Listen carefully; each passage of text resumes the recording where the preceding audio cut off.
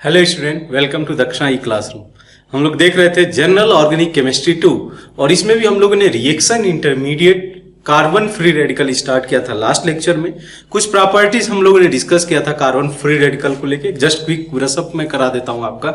हम लोगों ने बोला था carbon free radical 7 electron system है, न्यूट्रल स्पीसीज है और इसके पास एक अनपेयर्ड इलेक्ट्रॉन है जिसकी वजह से ये पैरामैग्नेटिक इन द नेचर होगा। उसके अलावा क्या प्रॉपर्टी बोला गया था कि इसका हाइब्रिडाइजेशन sp2 होगा, ट्राइगोनल प्लेनार शेप लिया रहेगा, जो अनपेयर्ड इलेक्ट्रॉन है वो लाइज करेगा प्योर p ऑर्बिटल में। अगर हम लोग CF3 like some electronegative atom वाले फ्री रेडिकल को कंसीडर करते हैं तो वहां पे sp3 हाइब्रिडाइजेशन भी ऑब्जर्व किया जा सकता है, जहां पे शेप ये पिरामिडल लिया रहेगा। तो ये पॉइंट मेंशन किया गया था, कुछ important point. Electron deficient species है, ये भी मेंशन किया गया था बिकॉज 7 इलेक्ट्रॉन सिस्टम है। तो ये फ्यू पॉइंट था जो लास्ट क्लास में हम लोगों ने डिस्कस किया था। अब इस क्लास में क्या है, मेजर जो डिस्कशन का पार्ट है जो अभी तक रहा है और जीओसी के अंदर ये जो है निकल के आता है, दैट इज स्टेबिलिटी हम लोग जो कंसीडर करते हैं। तो stability of carbon free radical कैसे कंसीडर किया जाएगा, इसी को हम लोग डिस्कस करेंगे इस सेक्शन में, दैट इज स्टेबिलिटी। अब इस आइडिया को समझना, मतलब जिस तरीके से आप कार्बोकैटायन के लिए प्रोसीड किए हो ना, लगभग जो बिहेवियर होगा उसी तरीके से होगा। क्यों ऐसा हो रहा है, देखो मैं क्या बोल रहा हूं कि जो है कार्बन फ्री रेडिकल, इसको मैं इस तरीके से बोल रहा हूं कि carbon free radical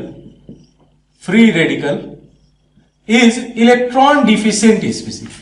carbon free radical is electron deficient species. क्यों होगा, बिकॉज 7 इलेक्ट्रॉन।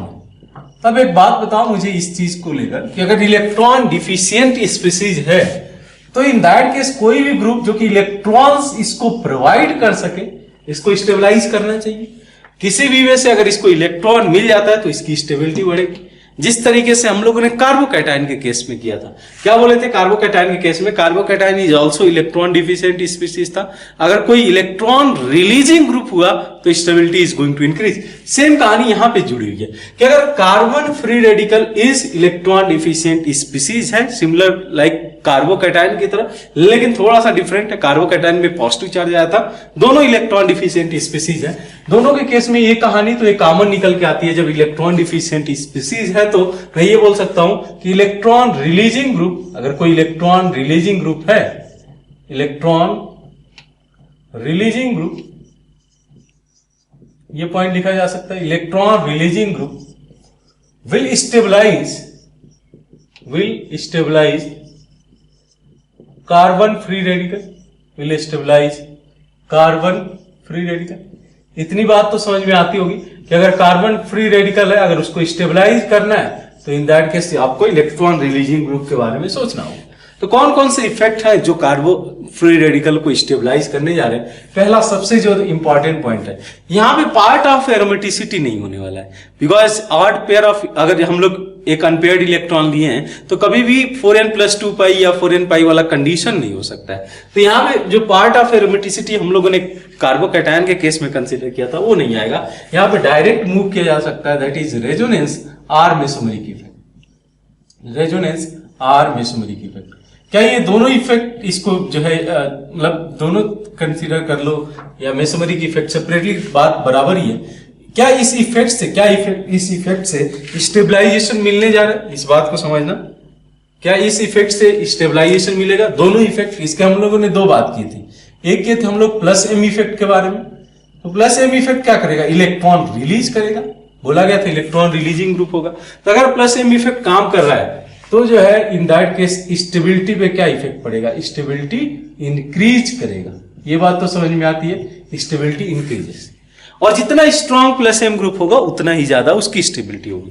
देन अगर माइनस एम ग्रुप की बात करें या माइनस एम इफेक्ट की बात करें, इससे क्या रिजल्ट आपको देखने को मिलेगा, तो stability is going to decrease, right, just opposite हो जाएगा। यहाँ पे स्टेबिलिटी को जिस है स्टेबिलिटी इसकी डिक्रीज हो जाएगी। तो रेजोनेंस और मेसोमेरिक इफेक्ट अगर आप कंसीडर करते हो तो ये इफेक्ट देखने को मिलेगा। प्लस एम इफेक्ट से स्टेबिलिटी इंक्रीज करेगा, माइनस एम इफेक्ट से स्टेबिलिटी डिक्रीज होगा। नेक्स्ट जो फैक्टर आता है हम लोग को उसी ऑर्डर में कंसीडर करना है। नेक्स्ट जो फैक्टर आता है हाइपर कॉन्जुगेशन इफेक्ट, पढ़ा होगा आपने हाइपर कॉन्जुगेशन इफेक्ट। GOC1 का यहाँ पे पूरा बोल वाला है, यानी GOC1 को ही यूज करके सभी चीजें यहाँ पे समझना चाह रहे हैं। वहां पे भी थोड़ा बहुत आइडिया मैंने दिया था जब रेडिकल जो है मेंशन किया था एक पॉइंट पे कि हाइपर कॉन्जुगेशन इफेक्ट कहाँ देखा गया था। Carbocation, carbon free radical, carbon ion के केस में हाइपर कॉन्जुगेशन नहीं था, और डबल बॉन्ड के केस में। तो हाइपर कॉन्जुगेशन की भी सेम कहानी है कि जो है क्या बोल सकते हो कि मोर नंबर ऑफ अल्फा हाइड्रोजन किसके रिस्पेक्ट में, कार्बन फ्री रेडिकल के रिस्पेक्ट में, मोर number of alpha hydrogen more will be stability, उसकी स्टेबिलिटी उतनी ही ज्यादा होगी जितने नंबर ऑफ अल्फा हाइड्रोजन ज्यादा होगी। ठीक है, हाइपर कॉन्जुगेशन का हो गया। थर्ड जो पॉइंट है दैट इज इंडक्टिव इफेक्ट। ठीक है, इंडक्टिव इफेक्ट, इसका क्या इफेक्ट पड़ेगा इंडक्टिव का? तो इंडक्टिव में अगर दो चीजें हैं यहां पे भी निकल के आती है। अगर हम लोग कंसीडर करें इसमें, आप देखना इंडक्टिव इफेक्ट में कि अगर यहां भी आप प्लस आई ग्रुप कंसीडर करते हो, प्लस आई इफेक्ट मान लो, प्लस आई इफेक्ट क्या, इलेक्ट्रॉन रिलीजिंग ग्रुप है। तो अगर प्लस आई इफेक्ट है तो क्या करेगा, स्टेबिलिटी को इंक्रीज करेगा। इस आइडिया को समझना, स्टेबिलिटी इंक्रीजेस। ठीक है, उसी तरीके से माइनस आई इफेक्ट से क्या ही पड़ेगा, तो ये अपने तरफ इलेक्ट्रॉन को विड्रॉ करेगा। अब बात समझो कि ऑलरेडी गरीब आदमी है, उससे आप जो है पैसा मांगने चले गए, उसको जो है जल्दी से पैसा दो, तो अगर डोनेट करोगे तब तो वो खुश रहेगा आदमी। पैसा जो है आप उससे खुद जो है ले रहे हो, खुद गरीब आदमी है, खुद जो है 7 इलेक्ट्रॉन सिस्टम है, आप बोल रहे इलेक्ट्रॉन अपने तरफ पुल कर रहा है, तो माइनस आई ग्रुप का वही रोल होगा। माइनस आई ग्रुप अपने तरफ इलेक्ट्रॉन को विड्रॉ करेगा, और जो है गरीब आदमी कहां से पैसा निकालेगा इस टाइम पे, कोरोना के टाइम पे। ठीक है, तो माइनस आई इफेक्ट से जो स्टेबिलिटी है वो डिक्रीज हो जाएगी, the stability is going to decrease. ठीक है, इंडक्टिव इफेक्ट ये मतलब रोल होगा। इस तरीके से हम लोगों ने मेसोमेरिक के लिए बोला, वैसे ही इंडक्टिव इफेक्ट के कैसे। ठीक है, तो ये 3 मेजर इफेक्ट है जो हम लोग देखेंगे, कंसीडर करेंगे अगर स्टेबिलिटी कंपेयर करना हो। रिलेटिव स्टेबिलिटी की बात करें, कौन ज्यादा स्टेबल होगा, कौन लेस स्टेबल होगा, इसको कंसीडर करने के लिए ये 3 फैक्टर्स को हम लोग को कंसीडर करना पड़ेगा। मेसोमेरिक इफेक्ट या रेजोनेंस इफेक्ट बोल दो आप, हाइपर कॉन्जुगेशन या इंडक्टिव इफेक्ट कंसीडर करना, और इस सेम ऑर्डर में आप लेना। पहले रेजोनेंस इफेक्ट, राइट, इसको समझ लेना, दादाजी हैं, ये जो है पापा जी हैं, और ये हम खुद हैं। राइट, किनका इफेक्ट फैमिली में सबसे ज्यादा होगा उस हिसाब से ही है। राइट, इनका इफेक्ट सबसे ज्यादा होगा, रेजोनेंस का इफेक्ट सबसे ज्यादा होगा, हाइपर कॉन्जुगेशन का इफेक्ट देन होगा, एंड देन हम लोग इंडक्टिव इफेक्ट की बात करेंगे। हमारी बात सबसे बाद में सुनी जाती है घर में, तो हमारी बात जो है इंडक्टिव इफेक्ट की भी बात सबसे लास्ट में सुनी जाएगी, जब तक बात की जाएगी स्टेबिलिटी ऑफ कार्बोकैटायन। जब तक ये लोग काम कर रहे हैं, रेजोनेंस काम कर रहा है, तो हाइपर कॉन्जुगेशन के बारे में सोचने की जरूरत नहीं है। अगर हाइपर कॉन्जुगेशन काम कर रहा है तो इंडक्टिव के बारे में सोचने की जरूरत नहीं है। हाँ, हो सकता है कि दोनों काम कर रहे हो एक मॉलिक्यूल के अंदर, तो फिर देखना होगा कि एक्सटेंट ऑफ रेजोनेंस कितना है या एक्सटेंट ऑफ हाइपर कॉन्जुगेशन कितना है। ये अगर देख पा रहे हो तो आप इजिली हो जाएगा। 1-2 और फैक्टर होते हैं जो एक तरीके से इसको अफेक्ट करते हैं, वो मैं मिसलेनियस के केस में रख देता हूं, या चाहो तो इसी में लिख दिया जाए। तो इलेक्ट्रोनिगेटिविटी ऑफ एटम, जिसमें कि ये लाइज करेगा, इलेक्ट्रोनिगेटिविटी ऑफ एटम जिसपे रेडिकल लाइज कर रहे हैं। ठीक है, तो अगर इलेक्ट्रोनिगेटिविटी इंक्रीज, इसका क्या होगा, इसका इफेक्ट क्या पड़ेगा कि इलेक्ट्रोनिगेटिविटी ऑफ किस एटम की मैं बात करूं, जिसपे रेडिकल प्रेजेंट है, जिसपे अनपेयर्ड इलेक्ट्रॉन प्रेजेंट है, तो इलेक्ट्रोनिगेटिविटी ऑफ एटम इंक्रीजेस, क्या होगा स्टेबिलिटी पे। अब इलेक्ट्रोनिगेटिव एटम है, क्या होता है इलेक्ट्रोनिगेटिव एटम, न्यूक्लियस के अगर मान लो उसका न्यूक्लियस पे इफेक्ट ज्यादा होता है, जो इलेक्ट्रोनिगेटिव एटम है न्यूक्लियस का इफेक्ट, न्यूक्लियस पॉजिटिवली चार्ज होता है, तो अपने तरफ इलेक्ट्रॉन को पुल करता है। अब पुल करने के चक्कर में क्या करेगा कि ऑलरेडी इलेक्ट्रॉन डिफिशिएंट स्पीसीज है, इलेक्ट्रॉन को कितना उसको चाहिए, इलेक्ट्रॉन को अट्रैक्ट कर रहा है, बट ज्यादा से ज्यादा इलेक्ट्रॉन चाहिए। इलेक्ट्रोनिगेटिव एटम को इलेक्ट्रॉन की जरूरत है, ना कि इलेक्ट्रोपॉजिटिव सिस्टम की जरूरत है। तो इलेक्ट्रोनिगेटिविटी ऑफ एटम इंक्रीजेस, जो है स्टेबिलिटी डिक्रीजेस, ये फैक्टर भी आएगा। और साथ साथ में यहां पे एक और फैक्टर आ जाता है, that is size of atom. Size of atom इस उसकी बात करते हैं जहां पे कि ये लाइज करता है, जिसपे रेडिकल लाइज करता है। ठीक है, ये क्या होता है, स्टेबिलिटी तो डिक्रीज हो जाएगी। जैसे यहां पे बात करते हैं कि साइज ऑफ एटम जिसपे ये लाइज कर रहा है रेडिकल, उसकी मैं बात कर रहा हूं। Size of atom increases, stability पे क्या इफेक्ट पड़ेगा, जस्ट थिंक करो। What about stability, stability will increase कर जाएगा। तो साइज अगर बड़ा है तो जो अनपेयर्ड इलेक्ट्रॉन है ना, उसको स्टेबलाइज करने के लिए एक पूरा सा सरफेस मिल गया। इस तरीके से समझो कि आयोडीन है आपके सामने, एक आयोडीन मॉलिक्यूल है और एक छोटा सा फ्लोरीन मॉलिक्यूल है। ठीक है, अब इसके पास में जो है एक सिंगल इलेक्ट्रॉन है, एक इसके पास में भी अनपेयर्ड इलेक्ट्रॉन है। अब हम लोग इलेक्ट्रॉन को तो समझ में आ गया होगा कि एज अ इलेक्ट्रॉन क्लाउड की तरह ट्रीट करते हैं इसको, जो हम लोग ये पार्टिकल तो लेते नहीं है। तो अब होगा क्या कि बिकॉज ऑफ दैट ये एक तरीके से इसको स्टेबलाइजेशन मिलेगा, मतलब समझ सकते हो ऐसे कि सरफेस ज्यादा प्रोवाइड कर रहा है आयोडीन कंपेयर टू फ्लोरीन। तो इसमें क्या है कि एक एग्जांपल मैं यहीं पे कंसीडर करा देता हूं आपको। जैसे आयोडीन रेडिकल दिया हुआ है, फ्लोरीन क्लोरीन ब्रोमीन रेडिकल दिया हुआ है, और क्लोरीन रेडिकल दिया हुआ है, और आयोडीन रेडिकल दिया हुआ है, ठीक है, सॉरी फ्लोरीन रेडिकल दिया हुआ है। तो इसमें स्टेबिलिटी अगर कोई पूछता है what will be the stability, then it will be iodine का सबसे स्टेबल होगा, देन ब्रोमीन का होगा, देन फ्लोरीन का होगा, ठीक है। ये मैं स्टेबिलिटी की बात कर रहा हूं। तो हम लोग को पता है स्टेबिलिटी का जो ऑर्डर होता है रिएक्टिविटी के जस्ट अपोजिट होता है, रिएक्टिविटी। इसीलिए हम लोग आगे देखे थे, अगर याद हो हेलोजिनेशन जब हम लोगों ने मेंशन किया था किसमें, स्ट्रक्चरल आइडेंटिफिकेशन में, तो ये मेंशन किया था कि फ्लोरीन ज्यादा रिएक्टिव होगा, then chlorine, then bromine, then iodine. Free radical mechanism से वो रिएक्शन जाता है, जो हम लोगों ने बात किया हुआ है। आगे देखेंगे फ्री रेडिकल मैकेनिज्म कैसे फॉलो किया गया। तो stability is inversely proportional to reactivity, ये भी समझ आना चाहिए इस केस के लिए। किसी भी रिएक्शन इंटरमीडिएट के लिए यही कहानी है, ये जितना ज्यादा स्टेबल होगा उतना ही लेस उसकी रिएक्टिविटी होगी। तो stability is inversely proportional to reactivity, ठीक है। तो ये पॉइंट आप लिख लो। मेजर तो ये 3 पॉइंट्स है, लेकिन अगर ऐसा भी केस आ जाता है तो इसको भी ध्यान में रखना कि how the electronegativity and the size of the atom at which the unpaired electron is lies is going to affect the stability as well as the reactivity. अगर स्टेबिलिटी का ऑर्डर आ रहा है तो you can go for the reactivity also. तो please note down, फिर हम लोग आगे कुछ अच्छे प्रॉब्लम करते हैं और समझते हैं कि how stability, relative stability of carbon free radical is going to change. First write down, हम लोग ये प्रॉब्लम प्रैक्टिस कर लेते हैं सिमिलर वे से, जिस तरीके से हम लोगों ने कार्बोकैटायन के केस में किया था। यहां पे जो इफेक्ट था उसको कंसीडर करने के बाद हम लोग को इसमें पता करना है स्टेबिलिटी का ऑर्डर, ठीक है। स्टेबिलिटी ऑर्डर पता करना है इसमें हमें, what will be the stability order of given carbon free radical. चला जाए, अप्रोच किया जाए, ठीक है। देखते हैं क्वेश्चन 1, ठीक है। आप ट्राई करना है कि ये वीडियो पॉज करके एक बार खुद से ट्राई कर लो, ठीक है, फिर हम लोग आंसर उसको रखते हैं, ठीक है। एक्सप्लेनेशन देखते चलना आप। यहां देखो केस सिंपल सा ही केस है, ऑलरेडी ये डिस्कस्ड प्रॉब्लम। इसमें क्या है देखो आप, 3 + 3 + 3 अल्फा हाइड्रोजन कितने हैं, 9 अल्फा हाइड्रोजन, 9 अल्फा हाइड्रोजन यहाँ पे प्रेजेंट है, ठीक है। इसके अलावा 6 अल्फा हाइड्रोजन यहाँ पे प्रेजेंट है, 3 अल्फा हाइड्रोजन यहाँ प्रेजेंट है। समझ में आ रहा है, 0 अल्फा हाइड्रोजन, क्योंकि रेजोनेंस तो काम कर नहीं रहा है, यहाँ पे काम कर रहा है प्योरली आपका हाइपर कॉन्जुगेशन इफेक्ट, और साथ साथ में इसको इंडक्टिव का भी साथ मिल रहा है इस कार्बन फ्री रेडिकल को। तो 3 मिथाइल ग्रुप, ऑब्वियसली इसका इंडक्टिव इफेक्ट ज्यादा होगा 2 मिथाइल ग्रुप से, 2 मिथाइल ग्रुप से 1 मिथाइल ग्रुप, मतलब 2 मिथाइल ग्रुप का इंडक्टिव इफेक्ट ज्यादा होगा 1 मिथाइल ग्रुप से। यहाँ पे तो मिथाइल ग्रुप ही नहीं है, ना हाइपर कॉन्जुगेशन ना इधर इंडक्टिव इफेक्ट। तो स्टेबिलिटी का अगर ऑर्डर आप ले जाते हो तो सबसे ऊपर ए, सबसे देन बी, देन सी, देन डी। यही कहानी होती है कि ये 3 डिग्री कार्बन फ्री रेडिकल है, ये 2 डिग्री कार्बन फ्री रेडिकल है, ये 1 डिग्री कार्बन फ्री रेडिकल है। तो 3 की स्टेबिलिटी ज्यादा होती है 2 वाले से, 2 से ज्यादा होती है 1 की, बिकॉज ऑफ हाइपर कॉन्जुगेशन बोल दो और साथ साथ इंडक्टिव इफेक्ट का भी साथ बोल दो, ठीक है। तो जैसे कार्बोकैटायन का कहानी था, ऑलमोस्ट डिट्टो कॉपी एक कार्बन फ्री रेडिकल के केस में, अप्रोच वैसे ही जाना चाहिए। अच्छा, इसकी बात करें तो there is a resonance effect, समझ सकते हो। इसमें हम लोगों ने रेजोनेंस इफेक्ट दिखाया था, कैसे दिखाया था, मैंने बोला था कि इसको single electron single bond double bond, ये डबल बॉन्ड के साथ रेजोनेंस में, तो रेजोनेंस इफेक्ट आप मेंशन कर लो, ठीक है। यहाँ पे 3 अल्फा हाइड्रोजन प्रेजेंट है, यहाँ पे कुछ भी नहीं है, 0 अल्फा हाइड्रोजन प्रेजेंट है। अच्छा, इस केस में देखो तो इसका इंडक्टिव इफेक्ट भी काम कर रहा है और इसका रेजोनेंस इफेक्ट भी काम कर रहा है, तो रेजोनेंस प्लस इंडक्टिव भी काम कर रहा है, दोनों चीजें काम कर रही है।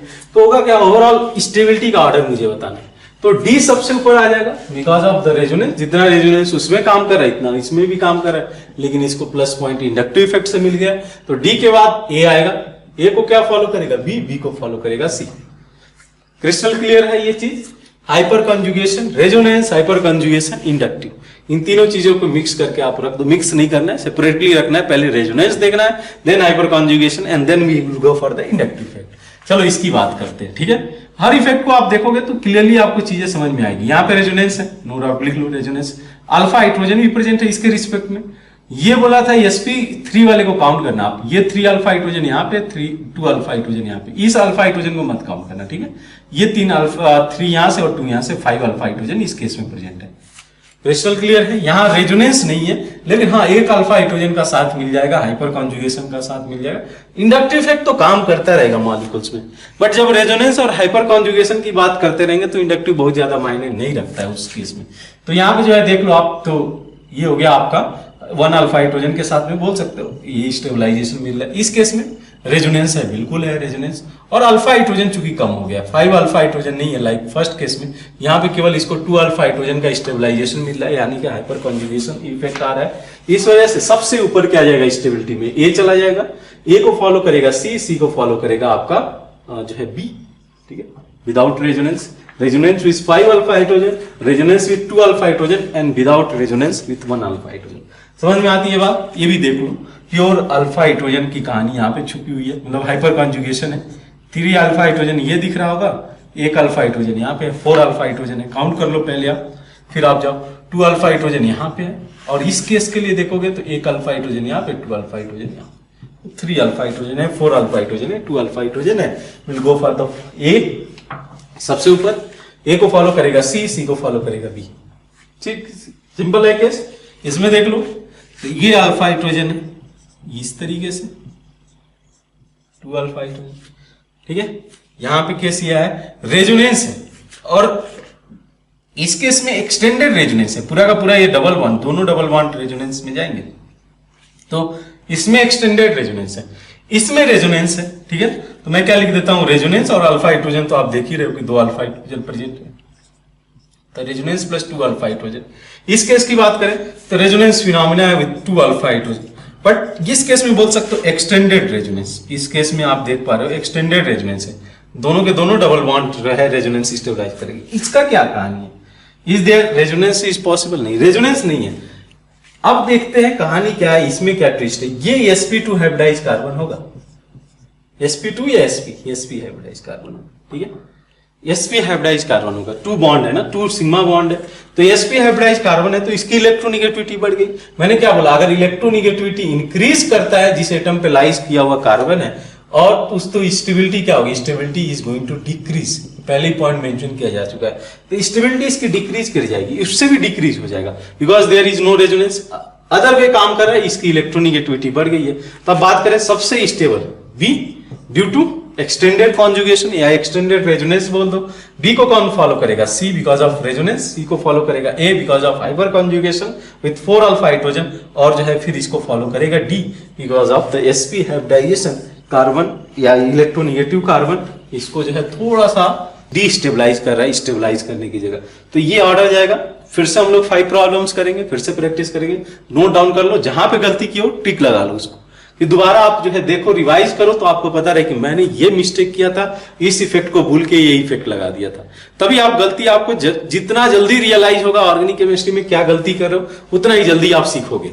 उस जिस गलती को आप कर रहे हो अगर जितना जल्दी रियलाइज हो गया कि ये मैं गलती कर रहा हूँ, उतना जल्दी आप चीजें सीखोगे, और जितने बार करोगे, प्रैक्टिस है, प्रैक्टिस करते करते चीजें आएंगी। ऐसा नहीं है कि बहुत ज्यादा डिफिकल्ट है, इसमें चीजें सिंपल ही रहती हैं, बट लोग स्किप करके भाग जाते हैं, एक लेक्चर स्किप किया दूसरे लेक्चर पे। अब जो GOC1 नहीं पढ़ा होगा वो GOC2 खाक समझेगा, यहाँ पे उसको समझने के लिए पूरा GOC1 आना चाहिए, ठीक है। तो आप नोट डाउन कर लो, फिर आगे हम लोग मूव करते हैं with some other sets of problem. ठीक है बच्चों, आपके पास फिर से सेम सेट्स ऑफ प्रॉब्लम है, तो आप जो है ट्राई करो इसको पहले, और जो है फिर हम लोग जो है इसके सॉल्व करते हैं।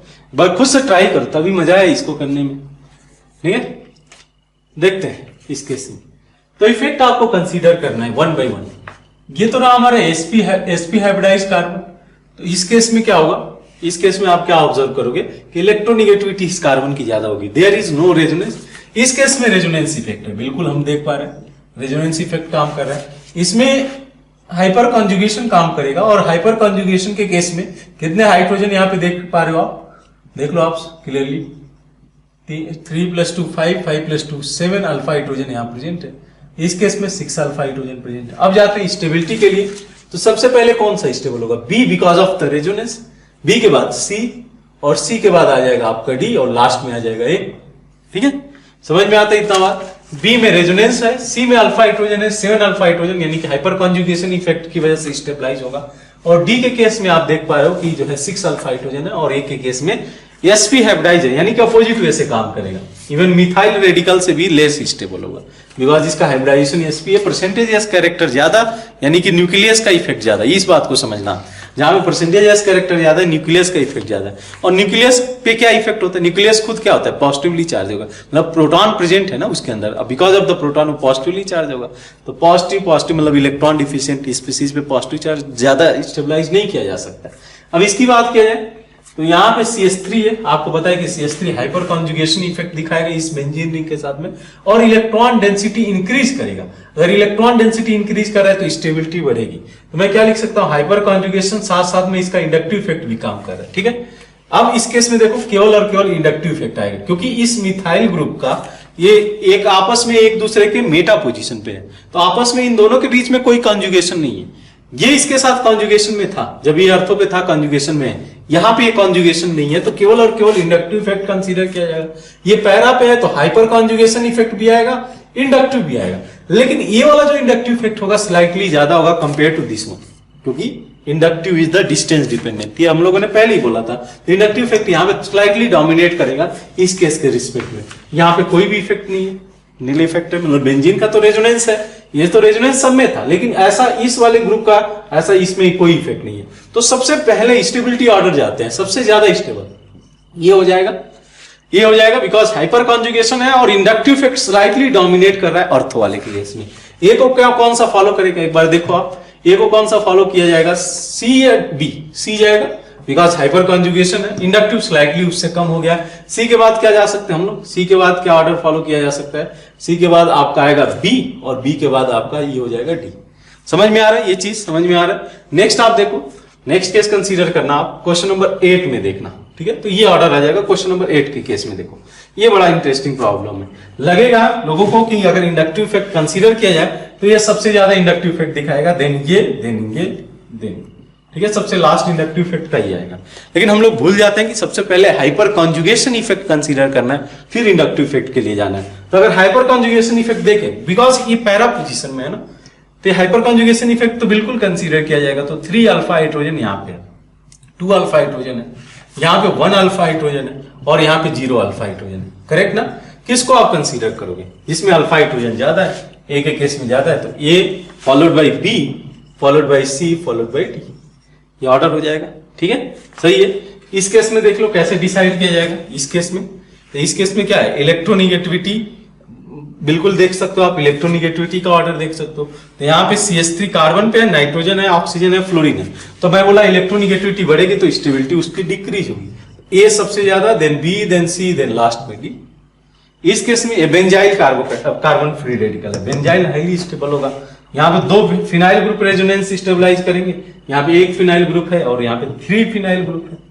ठीक है, ये फर्स्ट है डिस्कवर्ड, ये आप लिख भी सकते हो आप चाहो तो इंफॉर्मेशन के लिए, फर्स्ट डिस्कवर्ड रेडिकल है ये, फर्स्ट डिस्कवर्ड रेडिकल ये है try phenyl methyl carbon radical. ठीक है, डिस्कवर्ड रेडिकल, आप चाहो तो इंफॉर्मेशन के लिए लिख सकते हो। ठीक, तो ये ऑर्डर कैसे जाएगा, सबसे पहले सी, देन इसको फॉलो करेगा बी, फॉलो करेगा ये। ठीक है, तो ये जो है हमारा केस है स्टेबिलिटी का। और भी हम लोग सेट्स ऑफ प्रॉब्लम करते हैं, बट इसको आप पहले नोट डाउन कर लो, अगर कहीं पे भी डाउट है तो एक बार देख लो। तो एक लास्ट सेट ऑफ प्रॉब्लम फिर से आप ट्राई करो, वीडियो पॉज करके, फिर हम लोग डिस्कस करते हैं इसको। ठीक है, आइए डिस्कस करते हैं। तो फर्स्ट केस कंसीडर करना क्या है, ये क्लोरीन है, इसमें 3 ब्रोमीन ग्रुप है, 3 क्लोरीन ग्रुप है। ये क्या करेंगे, इलेक्ट्रॉन अपने तरफ विड्रॉ करेंगे। अगर इलेक्ट्रॉन को विड्रॉ करते हैं तो इन दैट केस स्टेबिलिटी क्या करेंगे, डिक्रीज करेंगे ना, क्योंकि उसको तो चाहिए ऐसा ग्रुप जो इलेक्ट्रॉन रिलीजिंग ग्रुप। बात आती है समझ में।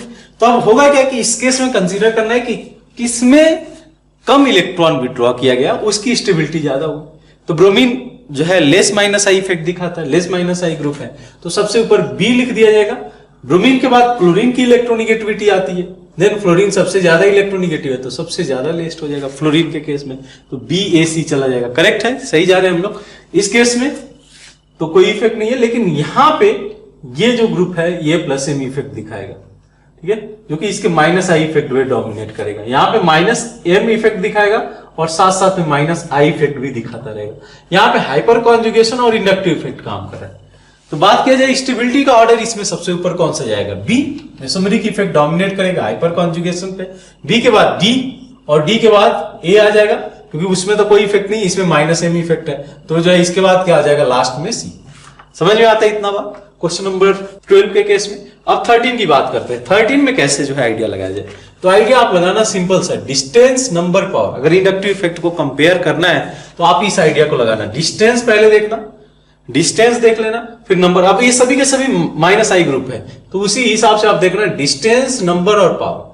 अगर डिस्टेंस कम हुआ तो उसका माइनस आई इफेक्ट भी ज्यादा होगा, नंबर अगर ज्यादा है तब भी माइनस आई इफेक्ट ज्यादा होगा, और फिर लास्ट में हम लोग पावर देखेंगे। तो डीएनपी रूल लगा दो, ये डीएनपी रूल लगा दो। देखो आप किस केस में, तो सबसे लेस हम लोग नंबरिंग कर देते हैं, ज्यादा अप्रोप्रिएट रहेगा। 1 2 3 4 1 2 3 1 2 3 4 1 2 3 4।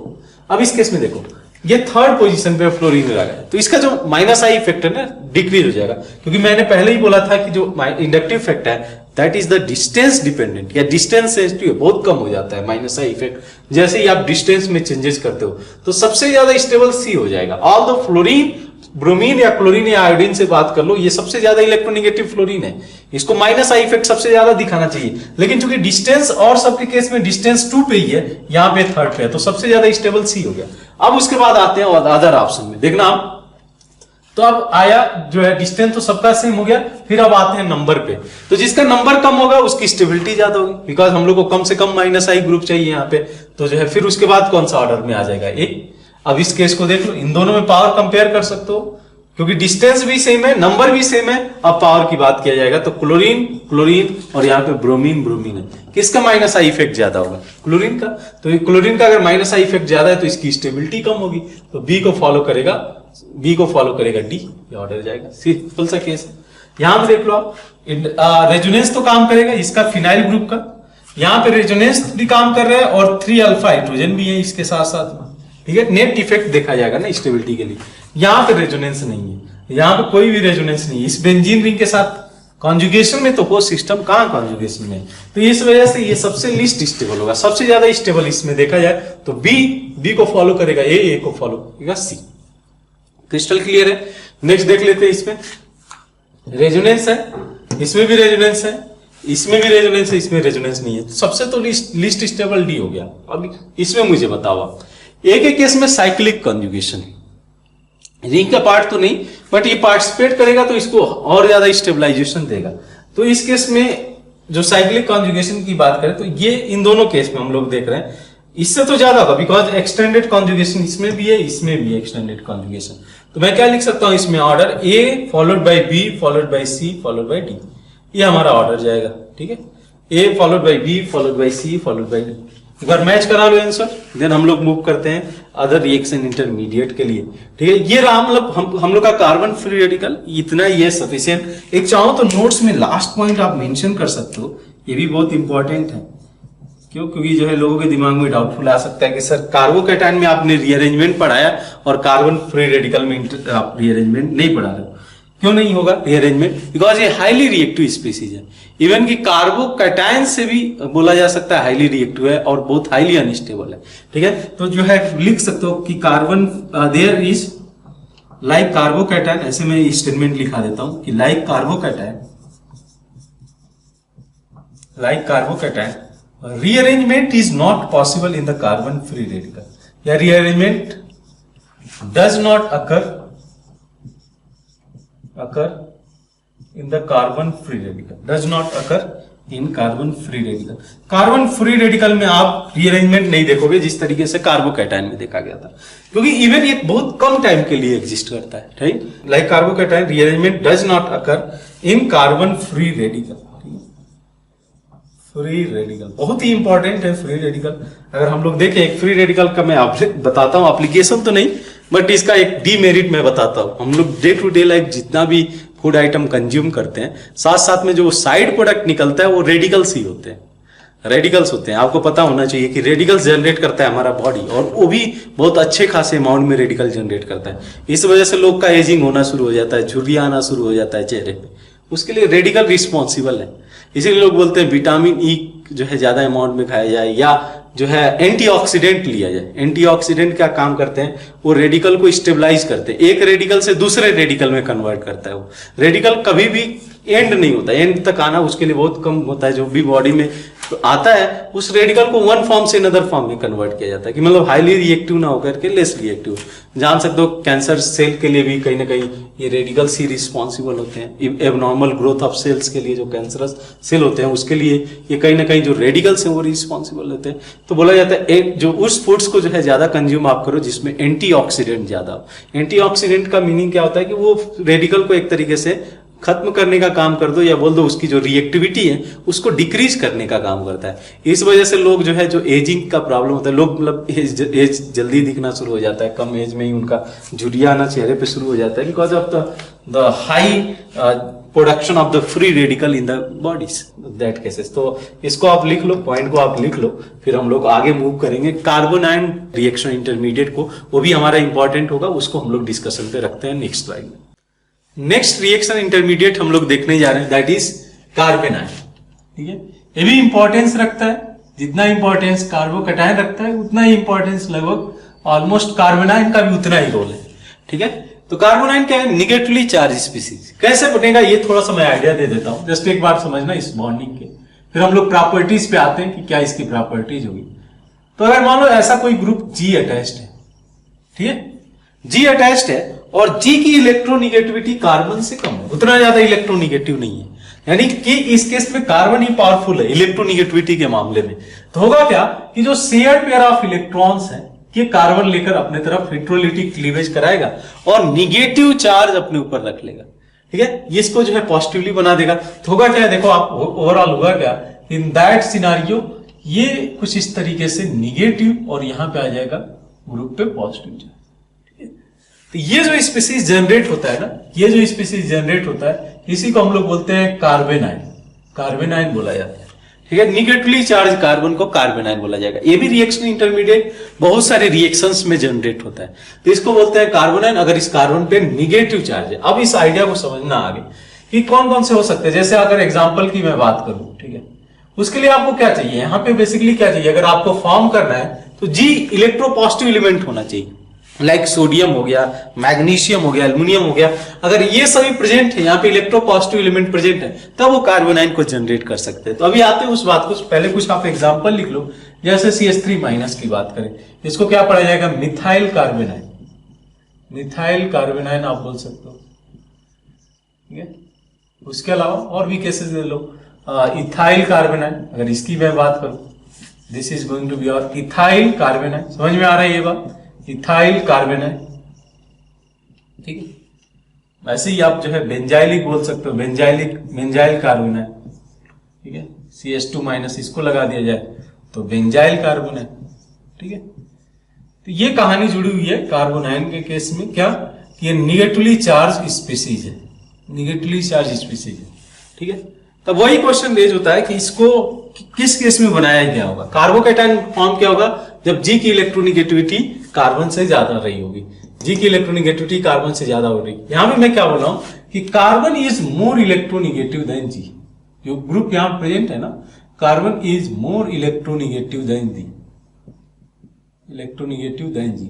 तब ये पॉसिबल है कि हेट्रोलिटिक बॉन्ड क्लीवेज हो, हेट्रोलिटिक बॉन्ड क्लीवेज हो और क्या जनरेट करे, कार्बन आयन को। समझ में आती है इतनी बात, हेट्रोलिटिक बॉन्ड क्लीवेज हो और कार्बन आयन इंटरमीडिएट जनरेट करेगा, कार्बन आयन इंटरमीडिएट जनरेट करेगा। ठीक है, तो यहां इसके लिए क्या मैं बोल रहा हूं कि इसको लेस इलेक्ट्रोनिगेटिव होना पड़ेगा, यानी कि इलेक्ट्रोपॉजिटिव एलिमेंट के साइड में होना पड़ेगा, तभी ये पॉसिबल है। तो पहले हम लोग देख लेते हैं कि कौन कैसे कैसे केसेज आ सकते हैं जहां पे कार्बन आयन जनरेट हो सकते हैं। ठीक है, तो आप चाहो तो इस पॉइंट को लिख सकते हो, formation of carbon ion, formation of carbon ion. पहले इसको देख लेते हैं, फिर हम लोग इसकी प्रॉपर्टीज पे आएंगे, ये कौन कौन सी प्रॉपर्टी पोजेस करता है कार्बन आयन। ठीक है, तो पहले हम लोग लिख लेते हैं फॉर्मेशन ऑफ कार्बन आयन। सबसे इसका जो बेस सोर्स है ना कार्बन आयन का, बेस सोर्स है, हम लोग जो रिएक्शन में देखते हैं ऑर्गेनिक केमिस्ट्री के रिएक्शन में, दैट इज ऑर्गेनोमेटालिक कंपाउंड। ठीक है, ऑर्गेनोमेटालिक कंपाउंड। आगे चल के तो हम लोग IIT में इसको देखते हैं, एक पूरा कंप्लीट ब्रांच ही है ऑर्गेनोमेटालिक को लेके, ऑर्गेनोमेटालिक कंपाउंड्स को लेके एक सेपरेट ब्रांच ही है। क्या होता है ऑर्गेनोमेटालिक कंपाउंड? मतलब ये मैं बताना चाह रहा हूं, एक बेस सोर्स ऑफ कार्बोनाइन है ये। क्या बोला जाता है ऑर्गेनोमेटालिक कंपाउंड क्या है? कि कंपाउंड, इसका एक सिंपल सा डिफिनीशन है और पूछा जा सकता है आपसे कि how many compounds are organometallic compound, क्योंकि most of the IIT professor इस पे रिसर्च कर रहे हैं ऑर्गेनोमेटालिक कंपाउंड को लेके। ठीक है, ये बहुत ही इंटरेस्टिंग टॉपिक्स है फॉर द आईआईटी, मतलब हमारे लिए तो उतना थोड़ा बहुत इसका पोर्शन है, बट जहां तक बात करें जेई के जो प्रोफेसर हैं उस पर बहुत ज्यादा रिसर्च कर रहे हैं आईआईटी के जो प्रोफेसर हैं। ठीक है, तो यहां पे केस है कि compound having carbon metals bond, carbon metals bond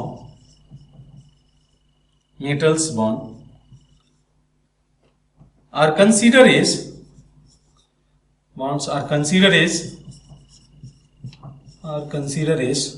organometallic compound।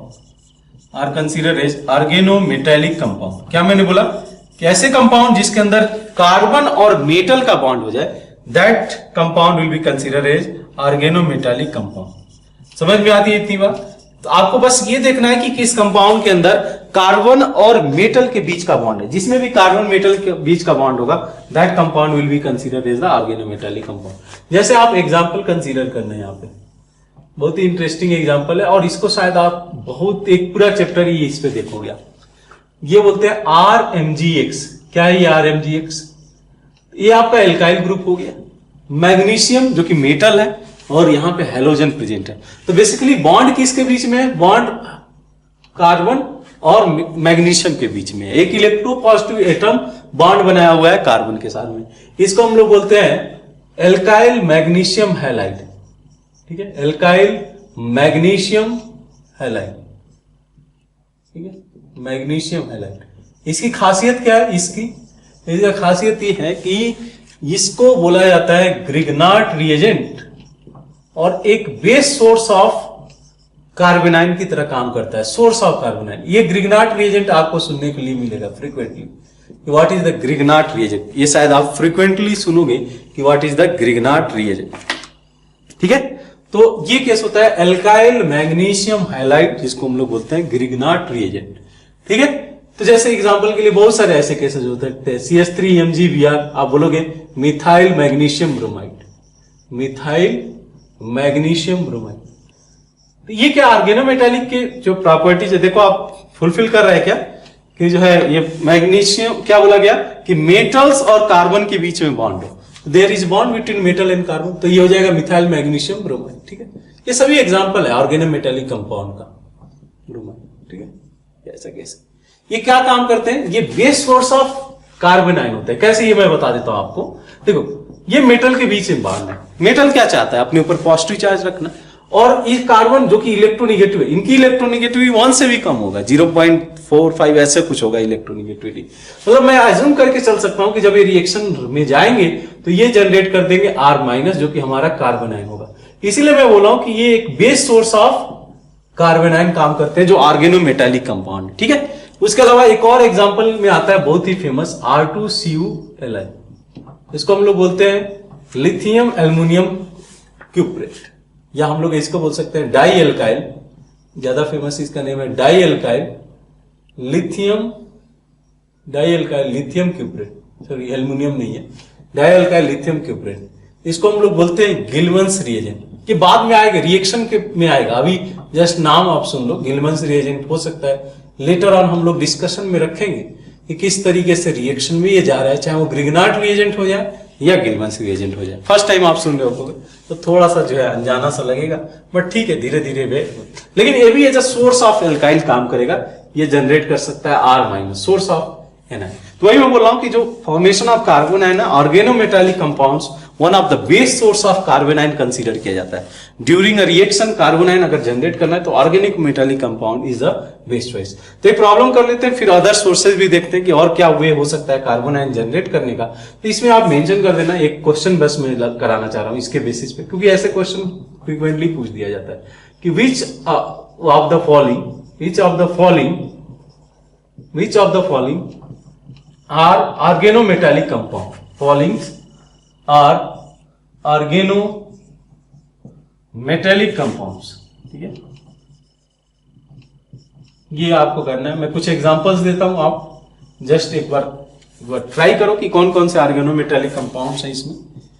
CH3Mg chloride first, second, आप देखना बस टिक करना है कि इसमें से कौन कौन से आपके ऑर्गेनोमेटालिक कंपाउंड है। क्या मैंने बोला ऑर्गेनोमेटालिक कंपाउंड के लिए कि कार्बन और मेटल के बीच का बॉन्ड होना जरूरी है, तभी उसको हम लोग जो है ऑर्गेनोमेटालिक के कैटेगरी में रखेंगे। RLi R3, ठीक है, समझ में आ रहा है, इसको लिखते जाओ आप, उसमें बस टिक करते जाना आप, जितने भी ऑर्गेनोमेटालिक कंपाउंड होंगे उसको जस्ट आप एक बार टिक कर देना। ऐसे इंटीजर टाइप के क्वेश्चन पूछा जा सकता है, आपको ऐसे ऑप्शन दे देगा, पूछ देगा कि how many organometallic compounds are there, ठीक है, ट्राई करो, इसको ट्राई करो, और भी दे देंगे। चलो ठीक है, ये ले लेते हैं हम लोग CH2ONA, ट्राई करो आप, जस्ट बता दो आप कि ऑर्गेनोमेटालिक कंपाउंड में रखा जा सकता है या नहीं रखा जा सकता है, राइट। बस आप बताना कि which one of the following is organometallic compound, which of the following are organometallic compound. देखा जाए, क्या मैंने बोला, there should be carbon metal bond, carbon का मैग्नीशियम के साथ बॉन्ड होगा, ठीक है, दिस इज ऑर्गेनोमेटालिक कंपाउंड। इसमें क्या है, सोडियम मेटल है नो डाउट, बट इसका बॉन्ड किसके साथ है, कार्बन के साथ और ऑक्सीजन के साथ, ऑक्सीजन के साथ, आप देख रहे हो clearly, this is not organometallic compound. यहीं पे लोग गलती करते हैं, क्या करते हैं, इसको भी ऑर्गेनोमेटालिक, मेटल देख लिया, बोल दिए, उनका डिफिनीशन अलग जाता है ना, क्या करेंगे, बोलेंगे कि organic compound containing metal is organometallic compound, गलत है वो डिफिनीशन, कहीं अगर लिखा हुआ है तो लिखना आप क्या कि compounds having carbon metal bond will be considered as the organometallic compound. R alkyl group है, अल्काइल ग्रुप है तो कार्बन तो होगा ही, लिथियम के साथ बॉन्ड है, बिल्कुल, थर्ड फोर्थ भी आप जा सकते हैं, एल्युमिनियम मेटल, और ये आर के साथ कार्बन होगा। PHLi बिल्कुल है आपका, R2CuLi di alkyl lithium cuprate, that is Gilman's reagent, ये भी है। RNA बिल्कुल सही है, ये भी जा सकते हो आप, इसको कंसीडर कर लो। RCH2ONA क्या सही है, बिल्कुल गलत है, क्यों गलत है, ऑक्सीजन का सोडियम के साथ बॉन्ड है, this is not organometallic compound. इसकी बात कर लो, ऑक्सीजन का सोडियम के साथ में, कार्बन ने मैग्नीशियम का साथ बॉन्ड बनाया, तो ये केस हो जाएगा। तो पूछ दिया ऐसे इंटीजर टाइप का कि how many organometallic compounds are there, 1 2 3 4 5 6, ये तो नहीं होगा, 7 is the correct answer, this are the organometallic compound, ठीक है। ये डिफिनीशन क्लियर है कि what are the organometallic compound, the compounds which containing carbon metal bond is called as organometallic compound. क्यों डिस्कस किया मैंने, because these are the good source of carbonyl, यहां पे पॉइंट लिख सकते हो कि organometallic compounds are good source of carbonyl, या आप चाहो तो पॉइंट को लिख सकते हो, गुड सोर्स ऑफ कार्बन, ठीक है। तो ये आप लिख लो, फिर हम लोग अदर भी जो है मेथड देखते हैं, अदर भी वे देखते हैं जिसके थ्रू इसको प्रिपेयर किया जा सकता है कार्बोनाइल को, देन हम लोग मूव करेंगे, प्रॉपर्टीज के बारे में डिस्कशन रखेंगे कार्बोनाइल के। तो एक बार आप इस चीजों को नोट डाउन कर लो। सेकेंड मेथड है for the formation of carbonyl, that is abstraction of active hydrogen